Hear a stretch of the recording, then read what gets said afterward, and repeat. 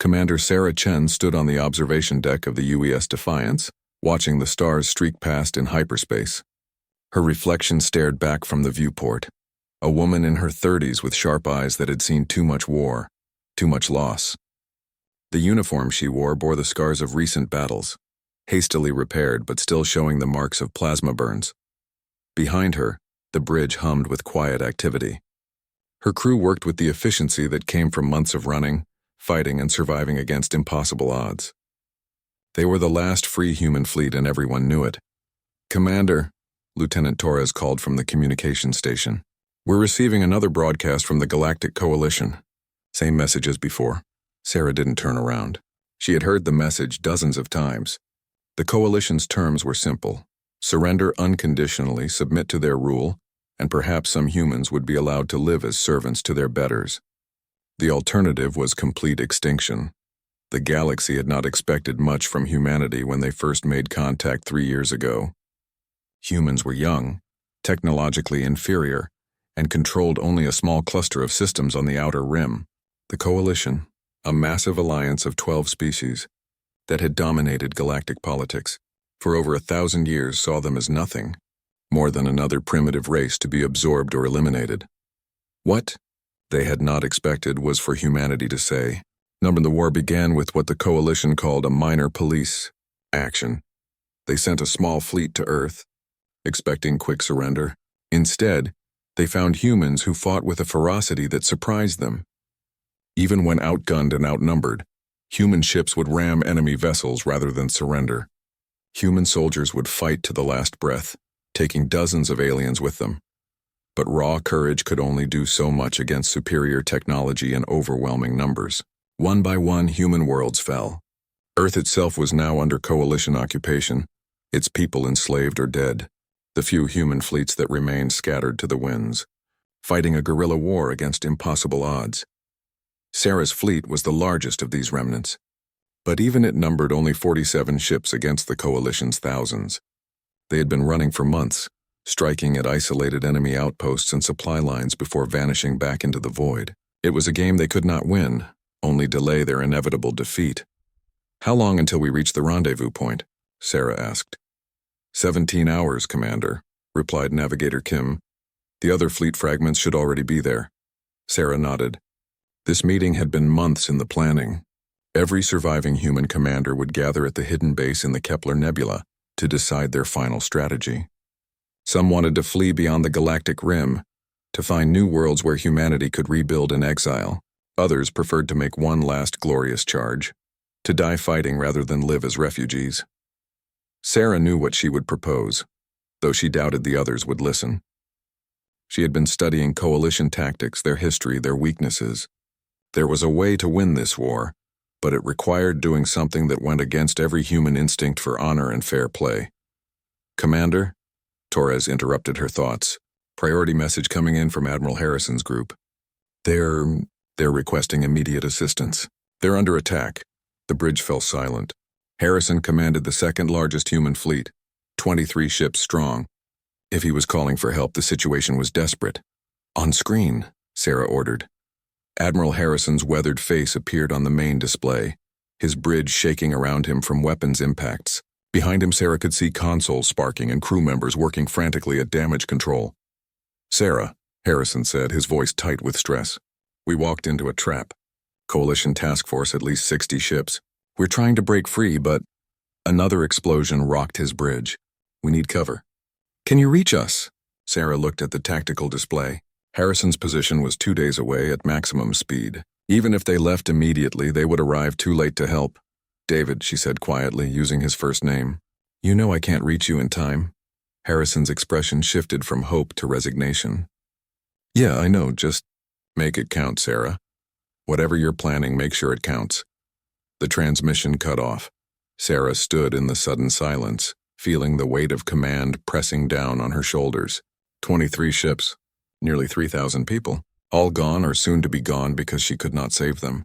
"Should we change course?" Torres asked quietly. "No," Sarah replied. "Harrison's right. We need to make it count." She turned to face her bridge crew. These men and women had followed her through hell, trusting her judgment even when it led them into seemingly impossible situations. They deserved to know what she was thinking. "I know what you're all wondering," she said. "How long can we keep running? How many more friends do we lose before we admit we've lost this war?" She paused, letting the words sink in. "The Coalition thinks they know us. They think we're just another primitive species that will eventually see reason and submit. They're counting on us to act predictably, to follow the same patterns as every other race they've conquered." She walked to the tactical display, bringing up a star map of Coalition territory. Hundreds of systems glowed red, each one representing billions of alien lives. "But they don't understand the first thing about humanity," Sarah continued. "They don't understand that sometimes when you push someone hard enough, they stop caring about the rules. They stop caring about honor or fairness or fighting clean." Her voice grew harder. "Sometimes they just care about winning." The crew exchanged glances. They could sense something in their commander's tone, something cold and determined that had not been there before. "What are you thinking, Commander?" asked Lieutenant Commander Park, her tactical officer. Sarah smiled, but it was not a pleasant expression. "I'm thinking it's time to remind the galaxy why humans are called the most dangerous species in the universe. Not because we're the strongest or the smartest, but because when we stop caring about the rules, there's no limit to what we'll do to survive." She turned back to the stars streaming past. In 18 hours, they would reach the nebula. The other commanders would want to discuss their options, debate strategies, maybe even vote on their course of action. Sarah had no intention of giving them that choice. What she planned would require all remaining human forces, willing or not. It would mean abandoning every principle they claimed to fight for. It would make them monsters in the eyes of the galaxy, but it would also make them the winners. "Set course for the rendezvous," she ordered, "and prepare for emergency jump. If any Coalition forces track us to the nebula, I want to be gone before they arrive." "Yes, Commander," the crew responded in unison. As the Defiance dropped back into normal space and began its approach to the hidden base, Sarah allowed herself one last moment of doubt. What she was about to propose would change humanity forever. There would be no going back once they crossed that line. But then she thought of Admiral Harrison and his doomed fleet, of Earth under alien occupation, of billions of humans dead or enslaved because they had chosen to fight honorably against an enemy that had no honor. The time for noble gestures was over. It was time to show the galaxy what humans were really capable of when they stopped pretending to be civilized. The hidden base in the Kepler Nebula was little more than a collection of prefabricated structures anchored to a massive asteroid. The swirling gases of the nebula provided perfect cover from Coalition sensors, but the base itself was a testament to human desperation. Jury-rigged life support systems, patched hull plating, and the constant hum of overworked generators reminded everyone that they were living on borrowed time. Sarah walked through the cramped corridors toward the main conference room, passing exhausted crews making repairs to their ships. The faces she saw told the story of the war better than any casualty report. Haunted eyes, premature gray hair, the 1,000-yard stare of people who had seen too much death. The conference room was packed with the surviving leadership of humanity's military forces. Admiral Rebecca Stone commanded the Third Fleet, only 12 ships now. Captain Marcus Webb led the remnants of the Colonial Defense Force. Commander Liu Jiang had brought 6 ships from the outer territories. In total, the assembled forces represented barely 100 ships and 50,000 souls, all that remained of humanity's military might. "Sarah," Admiral Stone stood as she entered. "We heard about Harrison's fleet." "I'm sorry," Sarah nodded grimly. "We all knew the risks. The question now is what we do with what's left." She took her place at the table as the other commanders settled into their seats. The holographic display in the center showed the current tactical situation. Red markers indicating known Coalition positions, blue dots showing their scattered forces and vast empty areas where human colonies once thrived. "Before we begin," Captain Webb said, "I have an update from the underground on Earth. The resistance is still active, but barely. Coalition forces have begun systematic executions of civilians suspected of supporting our cause. Current estimates put human casualties at over 2 billion. The room fell silent. 2 billion. The number was so large it almost lost meaning. But Sarah could see the weight of it settling on her fellow commanders. These were people who had sworn oaths to protect humanity, and they were failing. "The Coalition has also issued a new ultimatum," Webb continued. Complete surrender within 30 days or they begin orbital bombardment of every human settlement in the galaxy. No exceptions. 30 days, Commander Zhang muttered. They're not even pretending to be merciful anymore. Admiral Stone leaned forward. Which brings us to the purpose of this meeting. We need to decide our next course of action. I've prepared 3 options for consideration. The holographic display shifted, showing potential fleet movements. Option 1. We combine all remaining forces and attempt to break the blockade around Earth. It would be a suicide mission, but we might be able to evacuate some civilians before— No, Sarah interrupted. We'd lose every ship for maybe a few thousand evacuees. The coalition would still have their victory. Stone looked annoyed at the interruption, but continued. Option 2. We divide our forces and attempt to establish new colonies beyond the galactic rim. The journey would be dangerous, but some humans might survive to rebuild elsewhere. Running away, Captain Webb said flatly. Abandoning everyone we left behind. Ensuring survival of the species, Stone countered.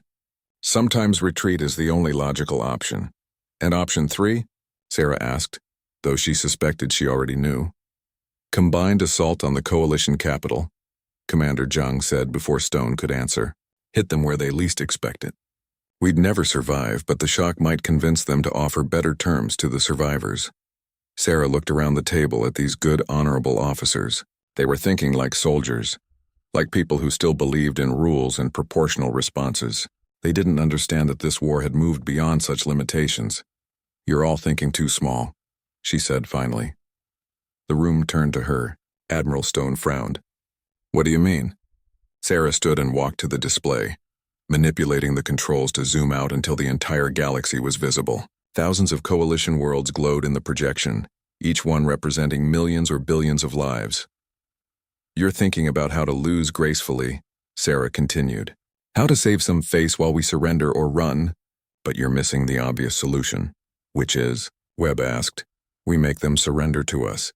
The silence that followed was complete. Sarah could see the mix of confusion and disbelief on her colleagues' faces. Commander Zhang was the first to speak. Sarah, I understand the stress we're all under, but— I'm not having a breakdown, Liu. Sarah cut him off. I'm proposing we actually win this war instead of managing our defeat. Admiral Stone stood, her face flushed with anger. Win? Against the entire coalition? With 100 ships? Sarah, I know you've pulled off miracles before, but this is insanity. Is it? Sarah manipulated the display again, highlighting key coalition worlds. The coalition controls 12 species across 4,000 systems. Their fleet numbers in the thousands. They have technology we can barely comprehend and resources beyond imagination. By every logical measure, they should have wiped us out in the first week of this war. She paused, letting that sink in. So why haven't they? The question hung in the air. Captain Webb shifted uncomfortably. Because we've been running. Hit-and-run tactics, guerrilla warfare. No. Sarah shook her head. We've been annoying them, not threatening them. 100 ships can't seriously threaten an empire of 4,000 systems. So why do they want us gone so badly? Why issue ultimatums? Why not just ignore us until we eventually run out of supplies and die quietly? Commander Zhang leaned forward, intrigued despite himself. You think they're afraid of us? I think they're terrified of us, Sarah replied. Not of our ships or our weapons, but of what we represent. Think about it. Every other species in the galaxy submitted to the coalition eventually. Some fought for a while, but they all saw reason and surrendered when the cost became too high. We're the first race that just didn't. She brought up historical records of previous coalition conquests. The Vorthan Empire fought for 6 months before surrendering. The Kalari resisted for almost 2 years. The longest anyone had ever held out was the Thraxian Republic at 3 years and 4 months. We've been fighting for 3 years and we're still here. Still saying no. Admiral Stone was beginning to look thoughtful. You think our resistance is inspiring others? I know it is, Sarah said firmly. Intelligence reports from across coalition space mention unrest, protests, even some minor uprisings. Subjugated species are starting to ask uncomfortable questions. If humans can fight the coalition, why can't they? The implications began to dawn on the assembled commanders. The coalition wasn't just fighting humanity. They were fighting to preserve the myth of their own invincibility. But that still doesn't solve our immediate problem, Webb pointed out. We're still outnumbered and outgunned. Sarah smiled, and once again it was not a pleasant expression. Which brings me to my actual proposal. We stop fighting like humans and start fighting like the monsters they think we are. She manipulated the display once more, zooming in on a specific sector of Coalition space. The Arcturus system, Coalition Administrative Center for this entire sector. 50 billion inhabitants across 7 worlds, including the sector capital. What about it? Zhang asked. It's defended by exactly 12 ships and a handful of orbital platforms. The Coalition never imagined anyone would be crazy enough to attack a core system, so they keep most of their fleet on the borders where the real threats are supposed to come from. Admiral Stone's eyes widened as she realized what Sarah was suggesting. You want to attack a civilian population center. I want to give the Coalition a choice, Sarah corrected. They can withdraw all their forces from human space and release our people, or we start destroying their worlds one by one. The room erupted in protests. That's genocide, Webb shouted. We'd be no better than them. We'd be worse, Zhang added. Deliberately targeting civilians goes against everything we stand for. Does it? Sarah asked quietly, and her voice cut through the noise like a blade. When they occupied Earth, did they worry about civilian casualties? When they enslaved our children, did they consider the morality of their actions? When they issued an ultimatum to exterminate every human in the galaxy, were they concerned about crossing ethical lines? She looked each commander in the eye. They started this war by declaring that humanity has no right to exist. They made the rules. I'm simply proposing we play by them. Admiral Stone was shaking her head. Sarah, even if we could pull off such an attack the moment we target civilians, we lose any moral authority we might have had. The other species will never support us. The other species will support whoever wins, Sarah replied bluntly. And right now, that's not us. We can die as heroes, remembered fondly by historians as the plucky little species that fought bravely against impossible odds. Or we can live as the monsters who broke the Coalition's power forever. The argument continued for hours. Some commanders walked out in disgust. Others stayed but made it clear they would never participate in such an action. By the time the meeting ended, Sarah had support from only 2 of the other fleets. Zhang's Outer Territory forces and a handful of ships from Webb's Colonial Defense Force. As the commanders filed out, Admiral Stone approached Sarah privately. I won't stop you, she said quietly, but I won't help either. This path you're choosing, there's no coming back from it, Sarah nodded. I know, but there's no coming back from extinction either. That night, as Sarah prepared her final plans, alarms began sounding throughout the base. Coalition forces had found them. A massive fleet was emerging from hyperspace, over 200 ships led by the dreadnought Righteous Fury. All ships, this is Admiral Vrex of the Coalition Navy, came the transmission. You are surrounded and outnumbered 10-1. Surrender immediately and your deaths will be quick. Sarah looked at the tactical display showing the overwhelming enemy force. The Coalition had finally decided to end this war decisively. Her plan to strike at Arcturus would die here in the nebula, along with the last free humans in the galaxy, unless she was willing to take an even darker path. All ships, she broadcast to the human fleet, prepare for emergency scatter. We're going to break out of this trap.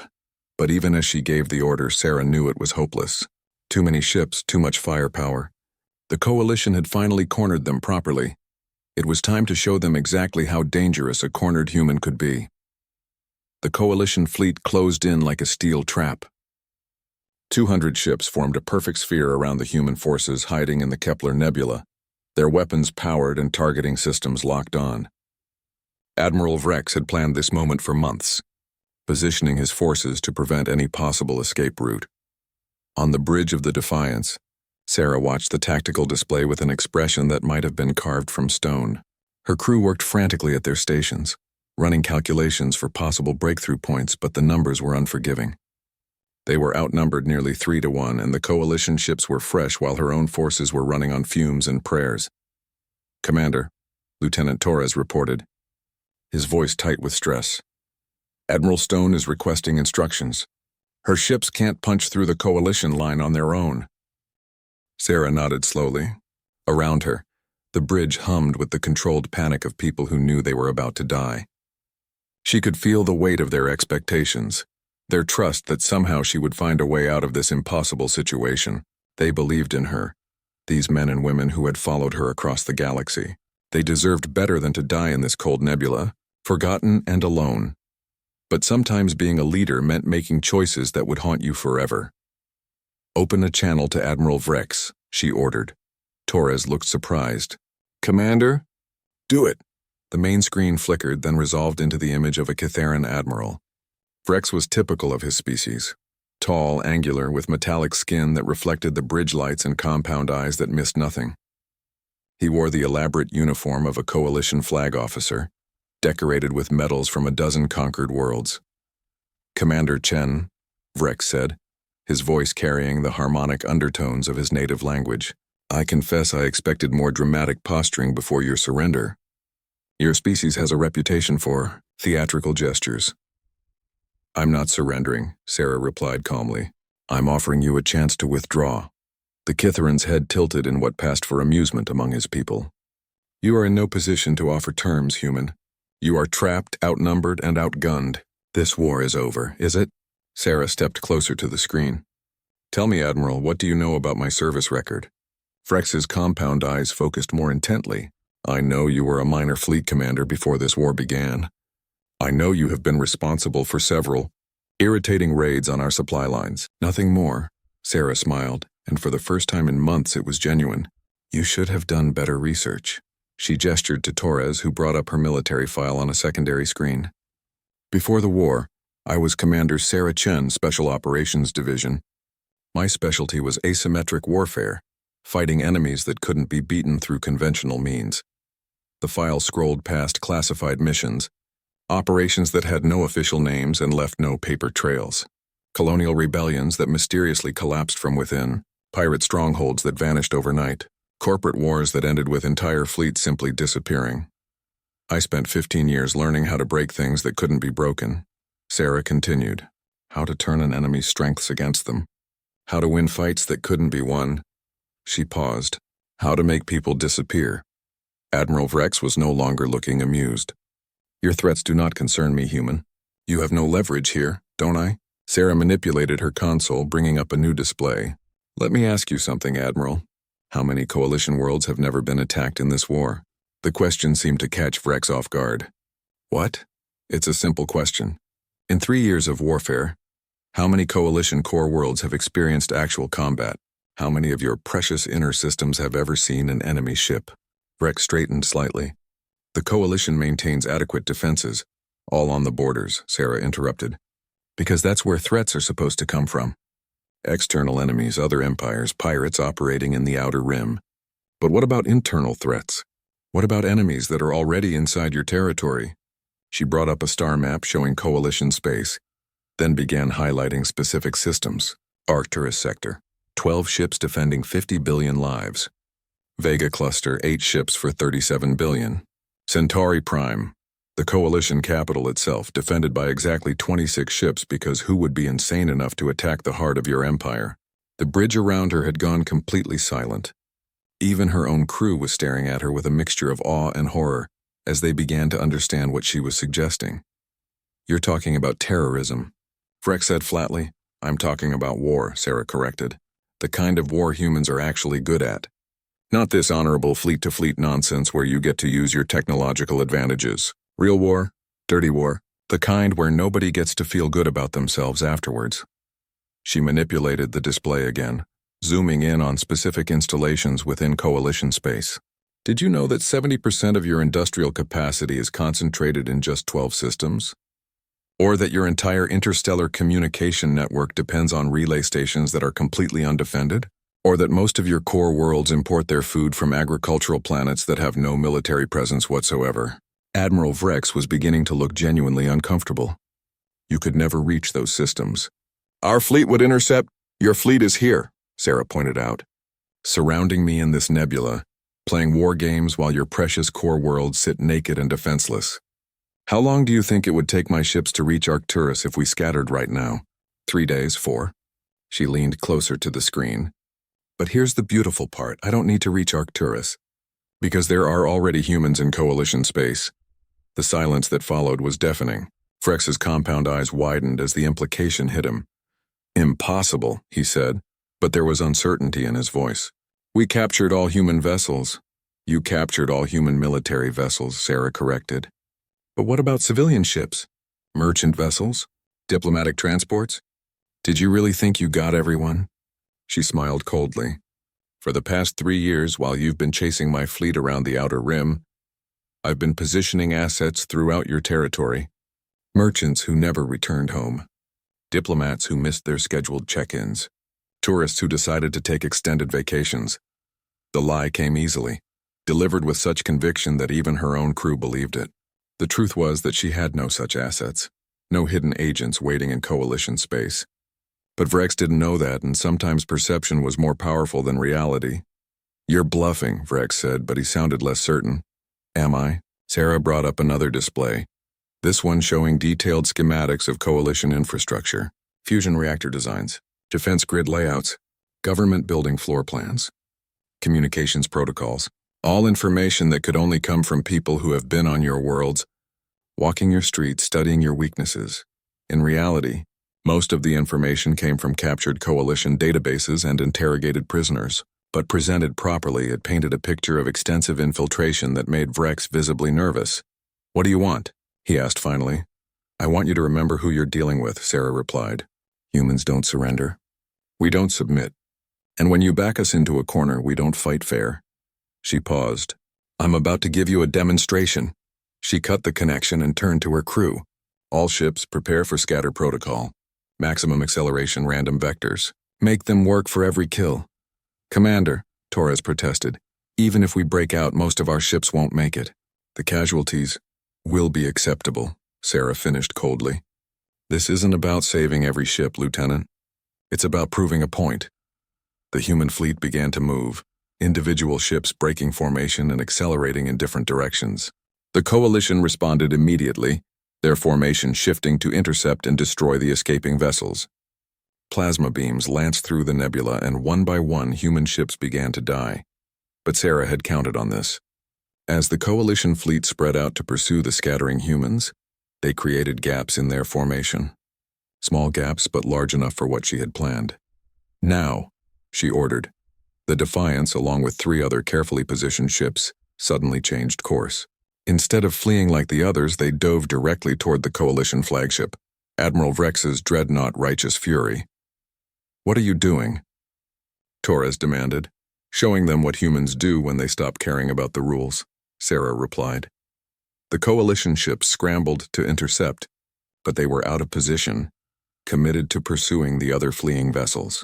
The Defiance and her escorts broke through the defensive screen and bore down on the massive dreadnought, like missiles seeking a target.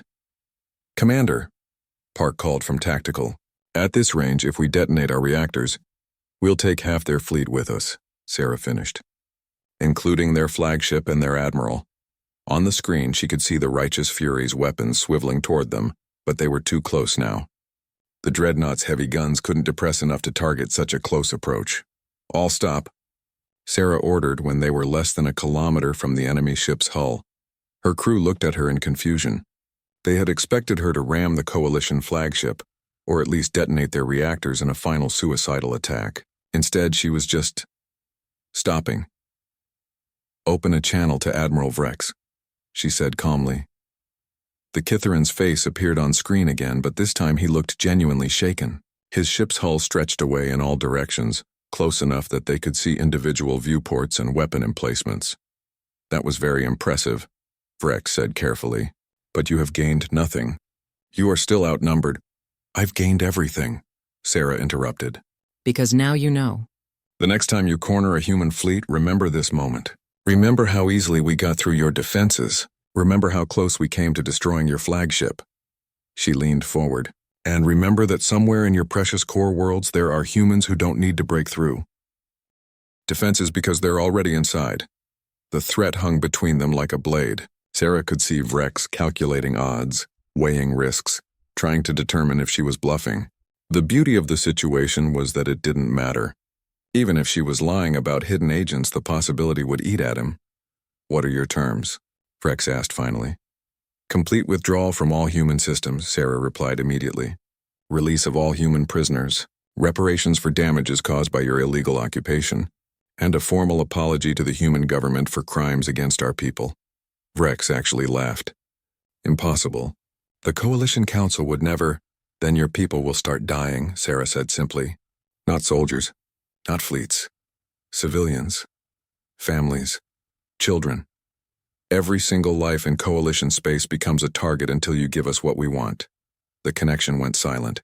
Sarah could see the struggle playing out behind Rex's compound eyes. Everything he had been taught about warfare, about honor, about the proper conduct of civilized species, rebelled against what she was proposing.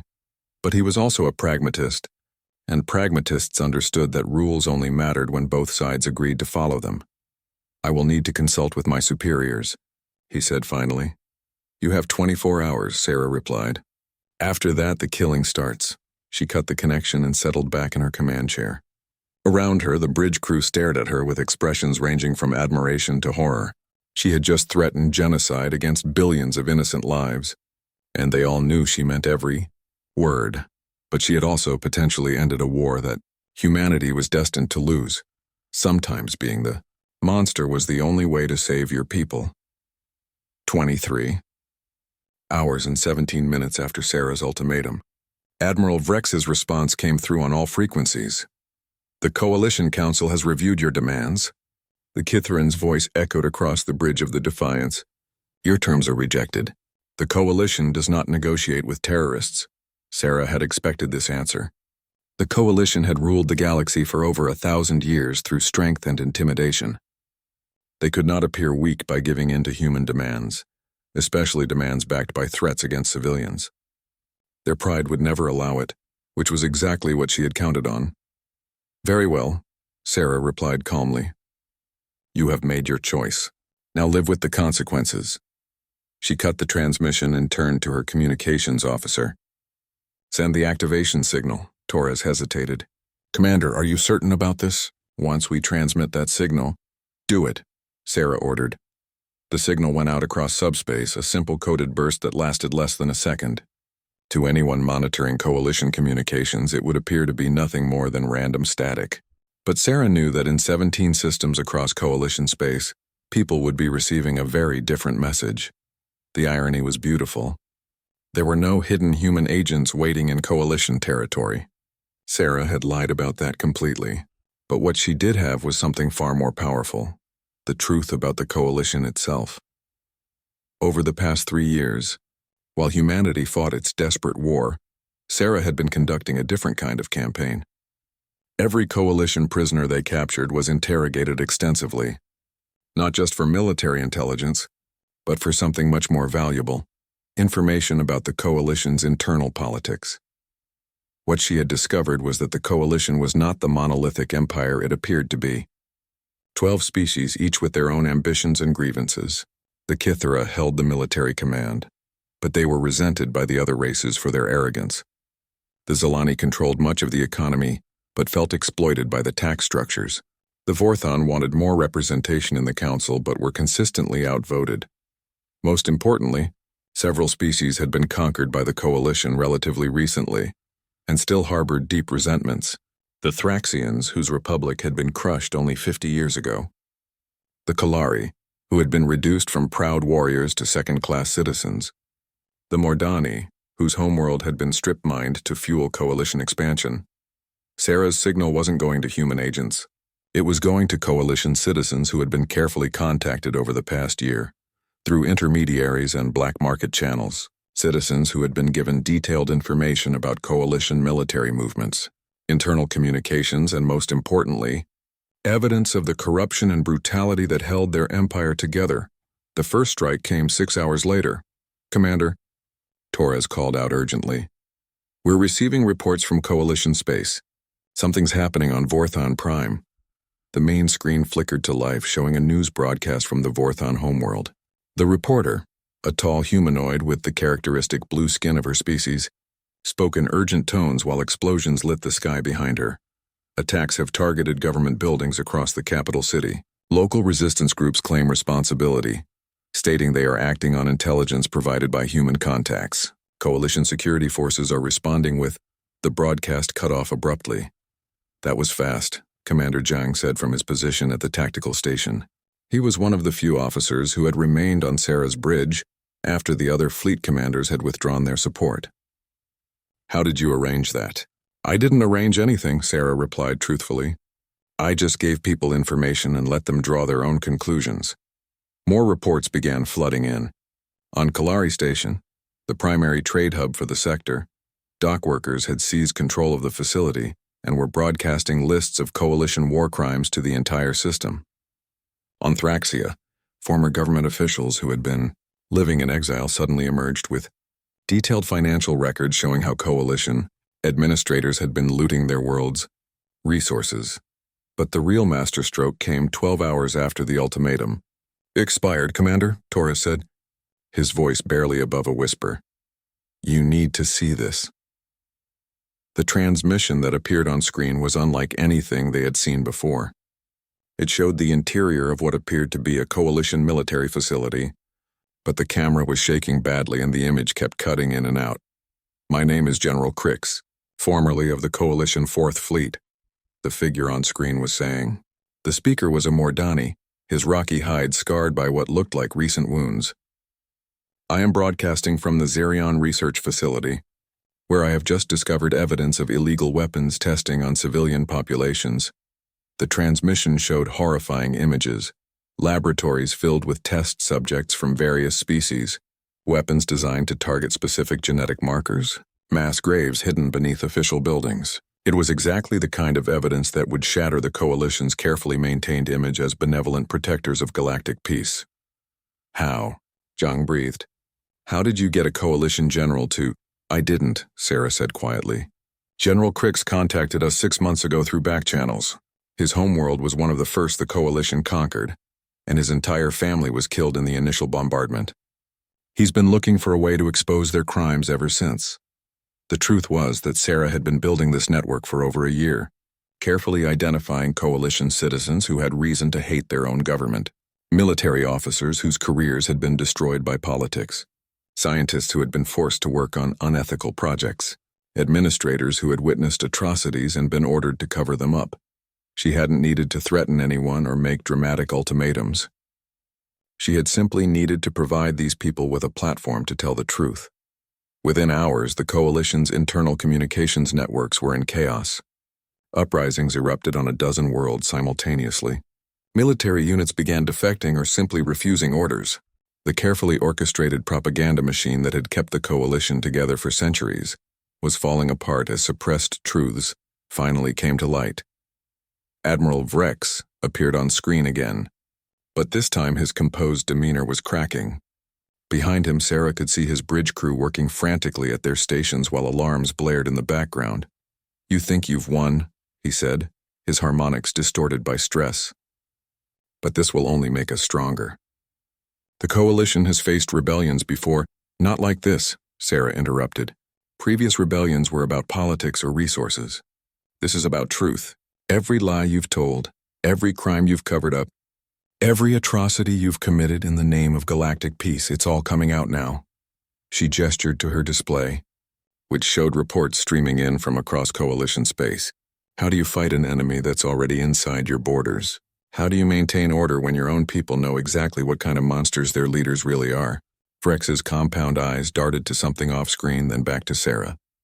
The Council will authorize extreme measures. Martial law, planetary bombardments. Go ahead, Sarah said calmly. Prove to the galaxy that you're exactly the tyrants we've been saying you are. Show everyone watching that the Coalition's idea of maintaining order is to murder their own citizens. The Kithran Admiral fell silent. He was trapped in an impossible situation. Any extreme response would only validate the accusations being made against his government, while inaction would allow the rebellion to spread. But Sarah wasn't finished. There's something else you should know, she continued. All those weapons you've been developing in secret, the genetic targeting systems, the biological warfare projects, the planet killer devices you thought nobody knew about, she smiled coldly. General Crix wasn't the only Coalition officer who decided to develop a conscience. Your own military is turning against you. As if on cue, new reports began appearing on news feeds across Coalition space. Military bases going dark, fleets refusing to respond to orders. weapons stockpiles being destroyed by their own guards. Sarah had spent months identifying key personnel in the coalition military who had personal reasons to hate their superiors. Officers who had been passed over for promotion due to their species. Soldiers whose homeworlds had been devastated by coalition policies. Researchers who had been forced to work on projects that violated their ethical beliefs. She hadn't converted them to the human cause. She had simply given them the tools and information they needed to act on their existing grievances. "This is impossible," Vrex whispered, staring at the chaos unfolding around him. "The coalition has maintained order for over 1,000 years. We are the greatest empire in galactic history." "You were," Sarah corrected. "But empires built on lies and fear eventually collapse under their own weight. All they need is someone willing to light the fuse." She paused, letting the magnitude of the situation sink in.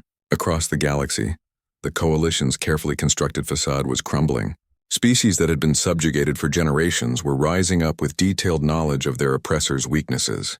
Military units were fragmenting along ethnic and ideological lines. The government that had ruled through strength and unity was discovering that its strength had been an illusion and its unity a lie.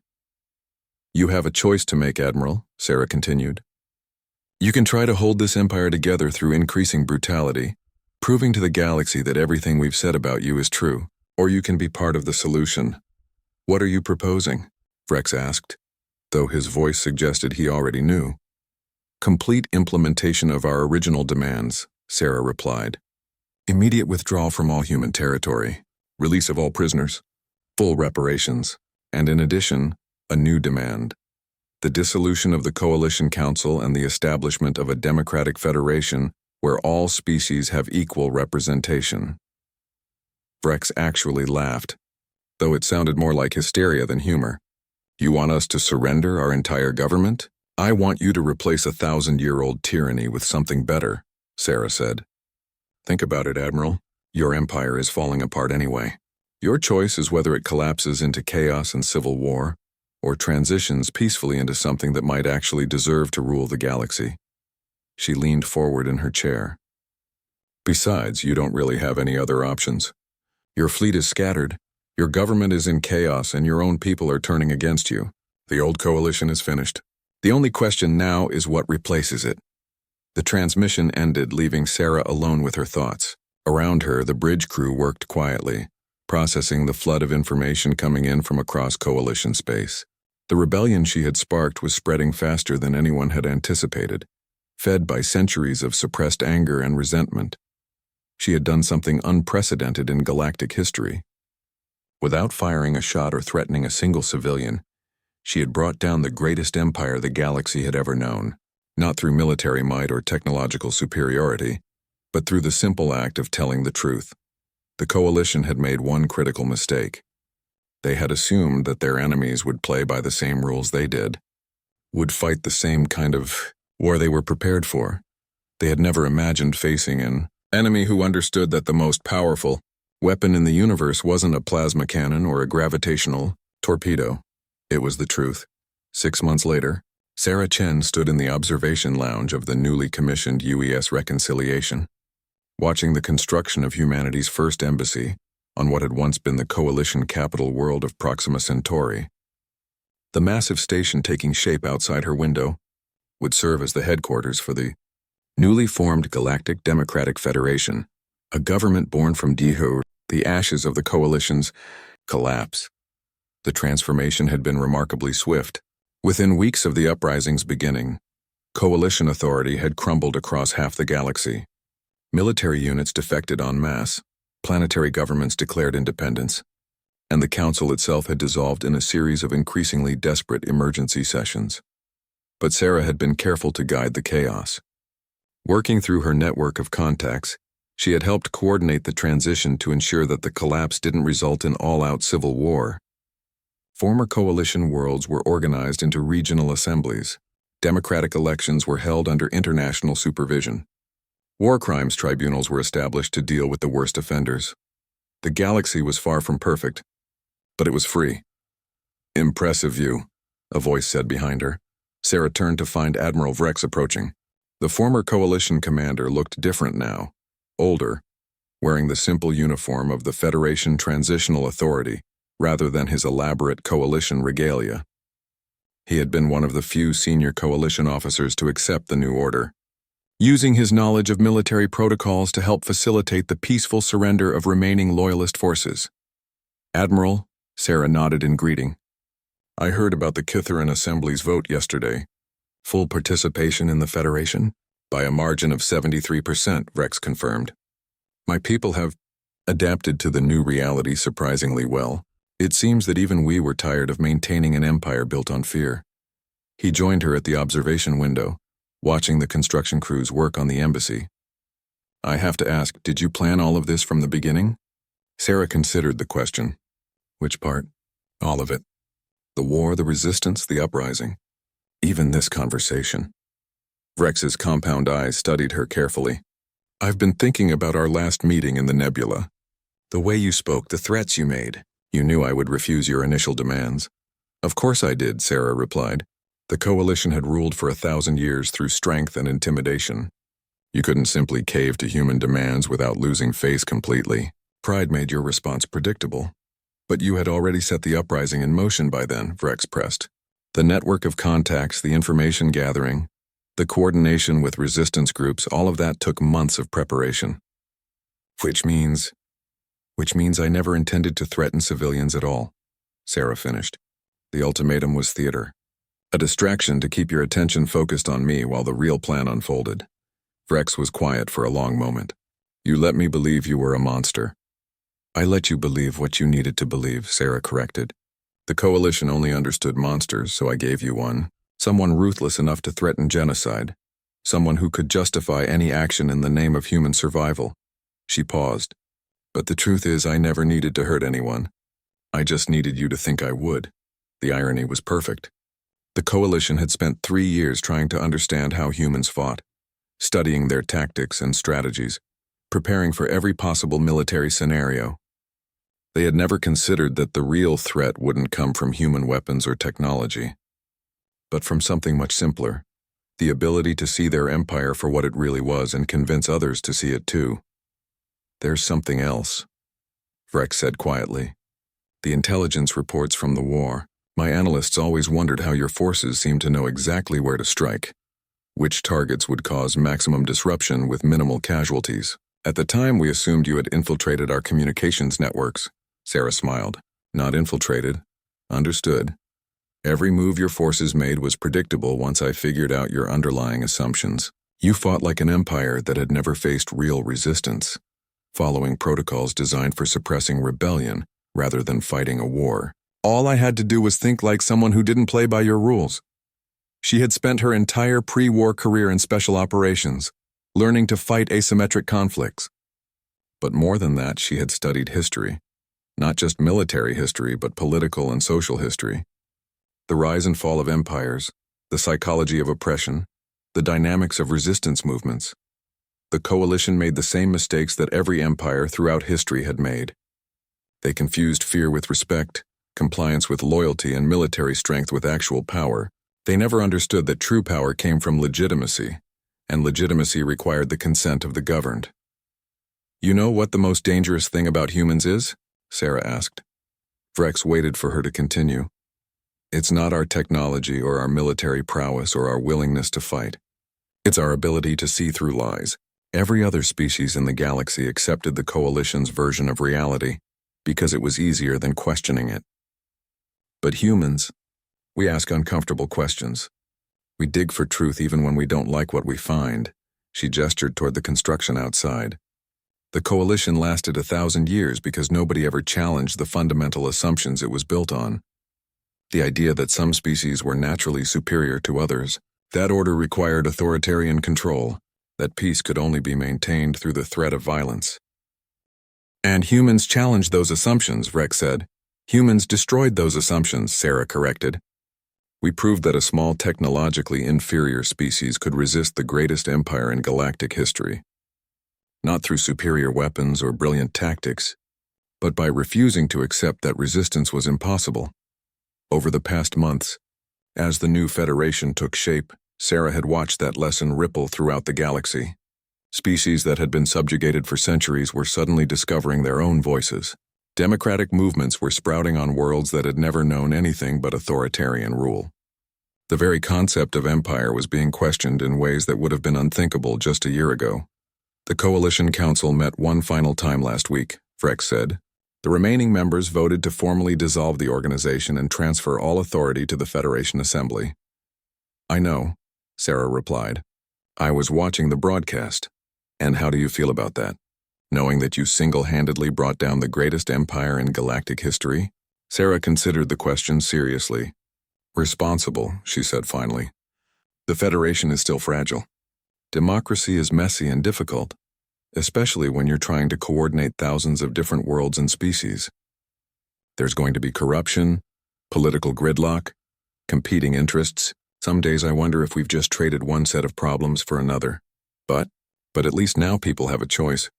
They can vote out leaders they don't like, speak truth to power without fear of execution, live their lives according to their own values rather than whatever the state demands. She paused. It's not perfect, but it's better. The two officers stood in comfortable silence watching the construction crews work. Representatives from dozens of species labored together, building something that had never existed before, a truly democratic government on a galactic scale. There's one more thing I need to know, Vrex said eventually.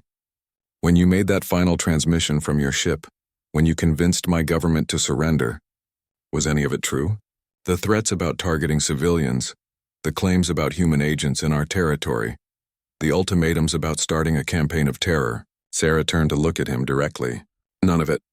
I was bluffing from beginning to end. The only weapon I ever had was the truth about what your empire really was, and the willingness of your own people to act on that truth once they understood it. Vrex's compound eyes widened slightly. You defeated the Coalition with nothing but lies? I defeated the Coalition with nothing but the truth, Sarah corrected. The lies were just packaging, a way to make sure you were paying attention when the real message arrived. She had learned that lesson during her years in special operations. Sometimes the most effective way to tell the truth was to wrap it in a lie that people were prepared to believe. The Coalition expected humans to be ruthless, violent, willing to commit atrocities in the name of survival. So Sarah had given them exactly what they expected, right up until the moment she revealed the truth underneath. You realize, Vrex said slowly, that what you did might be the most significant act of warfare in galactic history. Not because of the battles you won or the ships you destroyed, but because you changed the fundamental nature of how civilizations interact with each other. Sarah nodded. Empires used to rise and fall through conquest.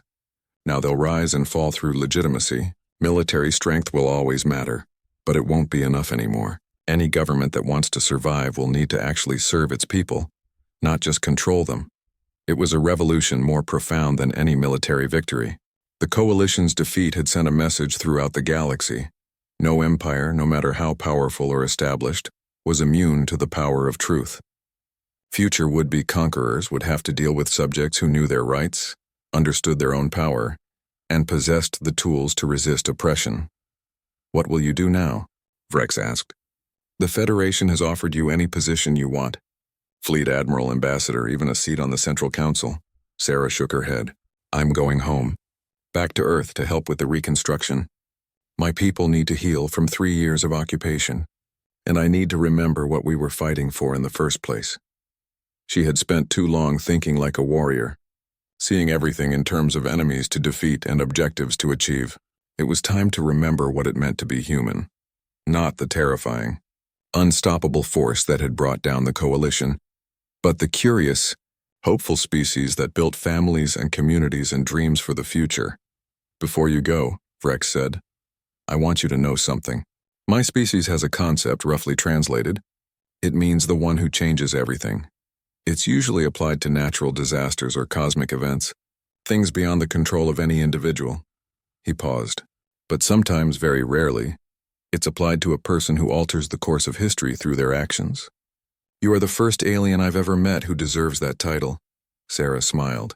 Maybe, but I think you're giving me too much credit. All I did was remind people of something they already knew but had forgotten, which was that the only power any government has is the power its people give it. And that power can be taken back anytime those people decide they've had enough. She had shown the galaxy that empires weren't brought down by superior weapons or military genius, but by the simple recognition that the emperor had no clothes. The coalition had ruled through the illusion of invincibility, and once that illusion was shattered, their actual power evaporated almost overnight. As Sarah prepared to leave for Earth and the life she had almost forgotten she wanted, she reflected on the title that had started this whole journey. They tried to defeat her, but she reminded them who she was. The coalition had indeed tried to defeat her, expecting to face a military commander who could be outgunned and overwhelmed. Instead, they had encountered something far more dangerous. A human who understood that the most powerful weapon in the universe wasn't built in a factory or powered by exotic matter. It was the truth, wielded by someone who wasn't afraid to use it. And in the end, that was who Sarah Chen really was. Not a monster or a terrorist or even a military genius, but simply a human being who refused to accept that resistance was futile. In a galaxy that had forgotten what that meant, that alone had been enough to change everything.